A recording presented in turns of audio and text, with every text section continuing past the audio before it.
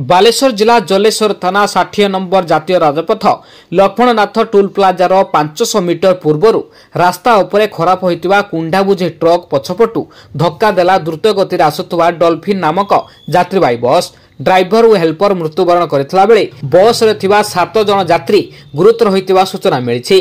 गुरुतरंकु जलेश्वर गोष्ठी स्वास्थ्य केन्द्र रे भर्ती करा जायतिला बेले पुलिस घटनास्थल रे पहुंची तदंत जारी रखिछि। सूचना अनुसार रास्ता पर एक कुंडाबुझी ट्रकटी यांत्रिक त्रुटि छिड़ा होता बेले विलंबित राति ढेंकानाल नरसिंहपुर कलिकता अभिमुखे द्रुतगति आसुवा डॉल्फिन नामक यात्रीवाही बसटी भारसाम्य हराई ट्रक पछपटू धक्का देइथिला। धक्का देवा फल बस सम्मुख भाग केबिनटी संपूर्ण भाव में चापी हो जाइथिला बेले ड्राइवर हेल्पर चापी हो मृत्युवरण करथिले। बस रे थिबा 40 रु अधिक यात्री थिला बेले 7 जन यात्री गुरुतर होइथिले। खबर पाई घटनास्थल में जलेश्वर पुलिस और अग्निशम बाहिनी पहुंची यात्री मानक उद्धार करथिले।